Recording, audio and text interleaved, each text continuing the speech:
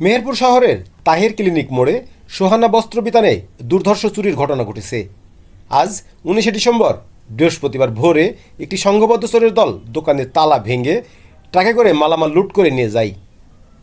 এ সময় বাজারের নৈশ প্রহরী শহীদুল ইসলাম গগনকে দেশীয় অস্ত্র ঠেকিয়ে চোখ বেঁধে রাখে। খবর পেয়ে ঘটনাস্থলে আসে পুলিশ। নিজে দেখুন, অন্যকে দেখাতে ভিডিওটি শেয়ার করে মিরর বিডির সাথী থাকুন। সোহানা বস্ত্র বিতানের স্বত্বাধিকারী স্বপন ইসলাম জানান, রাত 2:30টার দিকে দোকান বন্ধ করে তিনি বাড়িতে যান। ভোরে মুঠোফোনে তাকে জানানো হয় দোকানের মালামাল লুটের ঘটনা ঘটেছে।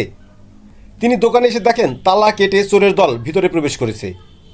স্থানীয় একজন নারী তাকে জানান, ভোরের দিকে দোকান থেকে একটি ট্রাকে মালামাল তুলতে দেখেন তিনি। পরে তিনি পুলিশে খবর দেন। খবর পেয়ে অতিরিক্ত police super circle Abdul Karim পুলিশের বেশ কয়েকটি দল নিয়ে ঘটনাস্থলে আসেন। দোকানে থাকা শীতের নতুন কম্বল, থ্রি পিস, শাড়িসহ প্রায় 12 লাখ টাকার মালামাল লুটে নিয়ে গেছে চোরের দল। নৈশ প্রহরী শহীদুল ইসলাম গগন জানিয়েছেন, রাত 4টার দিকে 4 জন ব্যক্তি একটি ট্রাক নিয়ে এই সড়কে ঘোরাঘুরি করছিল।